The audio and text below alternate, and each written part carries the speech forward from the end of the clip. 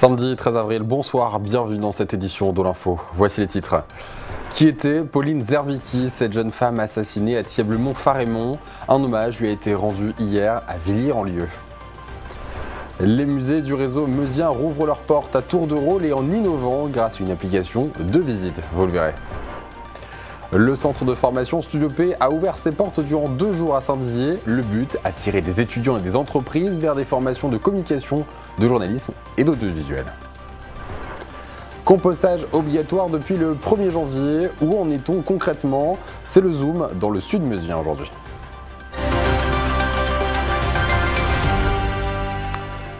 Et nous en avons parlé hier, une marche blanche a été organisée à Villiers-en-Lieu pour rendre hommage à Pauline Zerbicki, décédée dans de tragiques circonstances en début de semaine à Thièble-Mont-Farémont dans la Marne. Cette marche, organisée avec la mairie de Villiers-en-Lieu, sa commune d'enfance, a rassemblé près de 1000 personnes venues se recueillir pour honorer sa mémoire. Un reportage de la rédaction. Une photo, d'innombrables fleurs et une banderole reposant paix Pauline. Sous un silence de plomb, la marche blanche en hommage à Pauline Zerbicki, décédée tragiquement avec son compagnon lundi dernier, s'est déroulée dans son village natal, Villiers-en-Lieu. En partant de la place de la mairie jusqu'à l'endroit où elle avait planté un arbre pour la naissance de son fils il y a quelques semaines, le milieu de personnes qui étaient présents pour lui rendre hommage a parcouru le village pour honorer sa mémoire de jeune femme souriante et joviale. C'est très important parce que c'est un soutien, comme je disais, c'est une famille qui est très impliquée, donc on doit les soutenir, on doit les aider dans ces moments difficiles, et donc c'était naturel qu'on vienne les aider à ce moment-là pour cette marche-là. Connue et appréciée de tout le village, tous retiennent de Pauline une femme charmante, au service de tous et toujours présente pour venir en aide. Il était donc inévitable pour les habitants de Villiers-en-Lieu de soutenir la famille. C'était une fille très très joyeuse, Pauline, très souriante.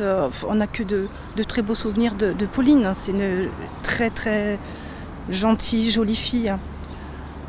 On ne peut rien lui reprocher. C'est vraiment une tragédie ce qui arrive. La famille est très éprouvée, le village entier également, tout le monde est proche d'eux. Ils ont besoin de notre aide, ils ont besoin de notre soutien, donc nous ferons ce qui est possible pour les aider à passer cette terrible épreuve. Une fois de retour au cœur du village, sa famille et ses amis se sont recueillis devant la photo de Pauline, installée sur le parvis de la mairie et où de nombreuses fleurs ont été déposées par les habitants pour apporter leur soutien. Une cagnotte litchi a également été ouverte pour venir en aide à sa famille dans cette période difficile, mais aussi pour soutenir l'avenir de leur enfant de 7 mois qui laisse malheureusement derrière eux. Le territoire de sécurité urbain et rural, initié en juillet 2021 par l'ancien Premier ministre Jean Castex à Saint-Dizier, rencontre des turbulences destinées à lutter contre la délinquance grâce à une approche globale et partenariale sur un secteur à cheval entre 3 départements de Meuse, de Marne et de Haute-Marne. 42 communes ont alors manifesté le souhait de quitter le TSUR, réduisant le nombre à 277 communes membres du dispositif. Des sorties qui font suite à des désaccords sur les coûts et les répartitions des moyens. Joinville est la plus grosse commune souhaitant marquer son retrait du TSUR. Les 8 musées du réseau meusien rouvrent leurs portes au fur et à mesure et cette année, la grande nouveauté est la mise en place d'une application de visite disponible dans chacun des musées. Tout au long de votre parcours dans l'établissement, cette application vous permettra de découvrir 10 œuvres de manière plus ludique. Brigitte Mestrazzi vous emmène au cœur du musée Raymond Poincaré à Sampigny. À l'aide de son smartphone, découvrir les œuvres du musée devient un jeu d'enfant. À l'entrée de chaque musée du réseau meusien, un QR code a été installé pour que les visiteurs puissent profiter de cette nouvelle fonctionnalité, une application de visite. C'est bien d'avoir du document papier, mais pour attirer un autre public, plus jeune, l'application permet de développer des jeux, ça on voudrait vraiment le faire. Ça permet d'avoir un audio enregistré. Des fois les gens, c'est plus facile d'écouter l'audio que de lire. Donc soit ils peuvent lire, soit ils écoutent. On a les traductions en langue étrangère. Enfin voilà, ça permet vraiment d'avoir un outil numérique dans l'air du temps adapté et puis à l'échelle surtout du réseau de nos musées. Dans chaque musée, 10 œuvres ont été mises en avant. Grâce à des quiz, des puzzles et d'autres petits jeux, cette application permet de faire découvrir les musées du réseau meusien au plus grand nombre. La culture, ça permet de de s'ouvrir sur l'extérieur, mais également de partager, de vivre ensemble, de comprendre le monde dans lequel on vit. Et on a vraiment besoin de culture dans nos territoires. Mais les nouveautés ne s'arrêtent pas là. En plus de ce nouveau moyen de découverte, le musée Raymond Poincaré accueille dans ses murs une nouvelle exposition « Zoo humain, l'invention du sauvage ». Issue de l'exposition du Quai Branly de 2011, ces panneaux et objets expliquent comment ces exhibitions de l'époque pouvaient servir de divertissement. On redécouvre des aspects un peu sombres de notre histoire, puisqu'on a quand même légitimé le colonialisme à l'époque par la différenciation des races humaines, puisque le sauvage, celui qui avait un crâne différent d'une autre, une couleur de peau différente d'une autre, était forcément inférieur à nous, et que nous, les civilisations civilisées blanches, nous devions d'aller éduquer ces bons sauvages. Un parcours ludique a également été installé dans le jardin du musée Raymond Poincaré pour faire découvrir différemment ce lieu aux enfants. Nous en parlions hier, le centre de formation Studio P a organisé ses portes ouvertes ce week-end après une première journée consacrée aux entreprises. Et maintenant, les futurs étudiants en quête d'un projet professionnel qui ont pu découvrir les formations proposées au sein de l'établissement Bragard. Un reportage de Nicolas Fontaine. Et si vous deveniez journaliste ou vous orientiez vers le monde de l'audiovisuel? Un tout nouveau centre de formation, Studio P, ouvre ses portes à Saint-Dizier. Et ce week-end, de nombreux Aumarnais, mais pas seulement, sont venus se renseigner sur les formations proposées au sein de l'établissement à l'occasion des journées portes ouvertes. Je viens visiter Studio P aujourd'hui pour découvrir les offres de formation du territoire, car j'aime bien l'audiovisuel. Et par ailleurs, plus tard, j'aimerais me diriger vers le développement web et logiciel, donc ce qui peut être en lien avec tout ce qui est télévision, médias. Inauguré en janvier dernier, Studio P propose une classe préparatoire au concours des écoles de journalisme. Pouvant compter sur du matériel de pointe et des intervenants de haut niveau, les futurs étudiants auront tout pour se professionnaliser. L'objectif, c'est de les accompagner pour évidemment la consolidation du parcours, les aider à trouver la voie en ciblant l'école, le concours, la spécificité et vraiment leurs appétences, de valoriser tout ça, d'apporter les premiers blocs de compétences nécessaires en vue de se préparer au concours sur la partie dossier écrit, la partie préparation des oraux, mais également la projection sur les futures formations qu'ils réaliseront après pour se qualifier. Également spécialisé dans l'audiovisuel, la communication et la gestion des réseaux sociaux, Studio P propose des formations courtes autour de ces sujets pour les professionnels qui souhaitent acquérir des compétences supplémentaires. C'était intéressant pour moi de venir voir ce que proposait Studio P et de connaître les entreprises aussi locales.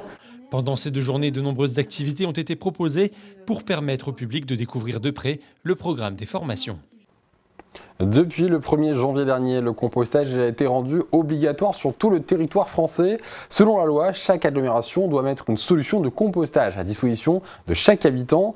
La mesure est encore très peu mise en place dans la majorité de l'Hexagone. Alors comment les agglomérations prennent le virage du compost obligatoire? Et c'est la question que l'on se pose aujourd'hui dans le Zoom, dans le Sud-Meusien. Ces 3 bacs en bois poussent comme des champignons en ce moment dans nos régions. Depuis le 1er janvier et la loi obligeant les agglomérations à mettre à disposition des solutions de compostage, les composteurs collectifs comme celui-là ont la cote. Ici, à Longeville-en-Barrois, il était très attendu. Je pense que les habitants sur Longeville sont très sensibles au fait de devoir s'intéresser à l'environnement et aussi de penser aux prochaines générations parce qu'en fait nous quelque part on est... Alors moi je suis la génération qui a connu l'opulence de tout ce qui était jetable et en fait aujourd'hui il est important de se dire revenir aux sources et arrêter de jeter pour jeter. Oui, c'est une très bonne chose, nous on trie les déchets depuis longtemps même avant que ce soit mis en place et on n'a plus qu'une poubelle par mois au niveau déchets normaux. Ils vont peut-être en mettre un deuxième et ce ne sera pas plus mal, quoi. Ça va encourager les gens. Franchement, c'est une très très bonne idée de le faire.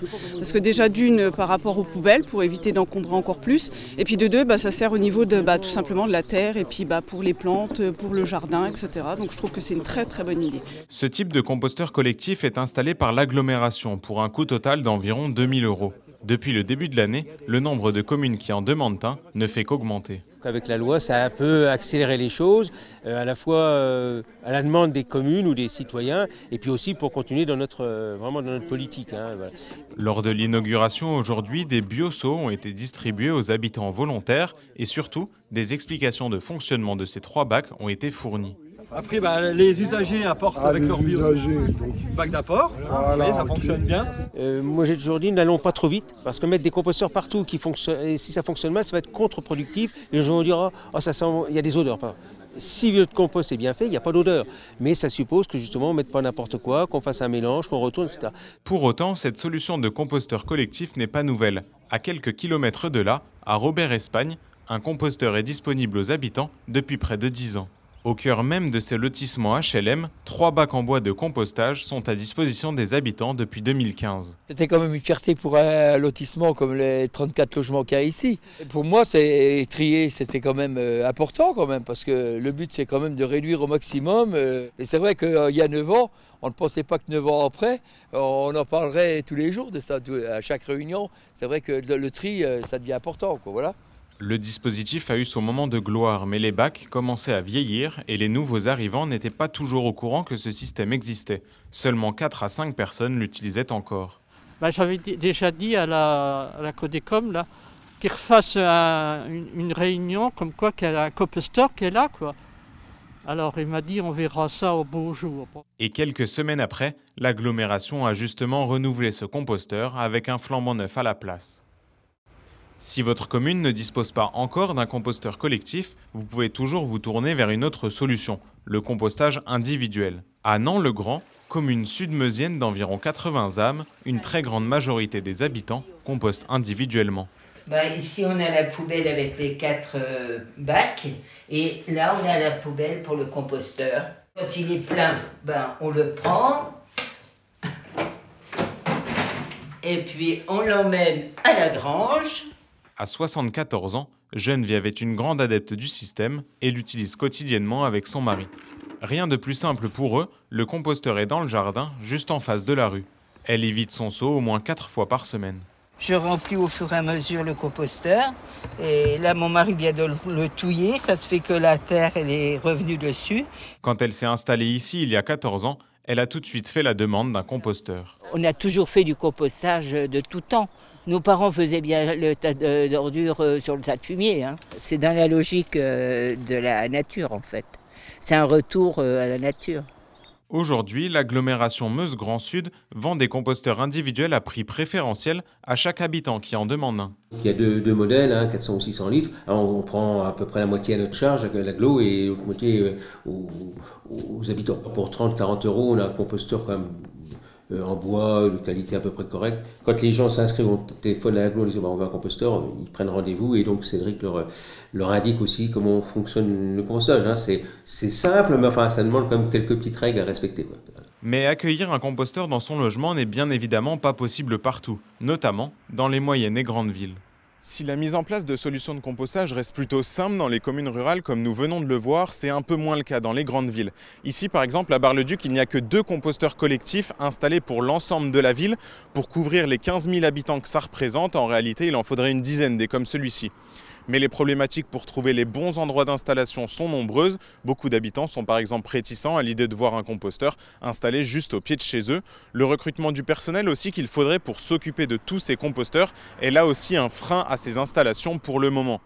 Le retard qu'ont pris les grandes villes est davantage organisationnel que financier donc, mais ce retard devrait être comblé durant l'année 2024 puisque c'est officiel, plusieurs composteurs vont voir le jour à Bar-le-Duc.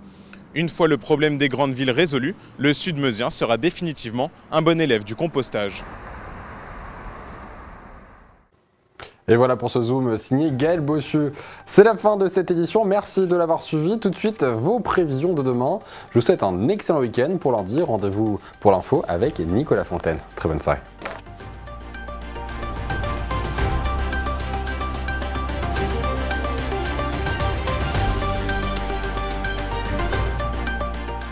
Toute l'actualité en continu à retrouver sur notre site internet et notre application mobile.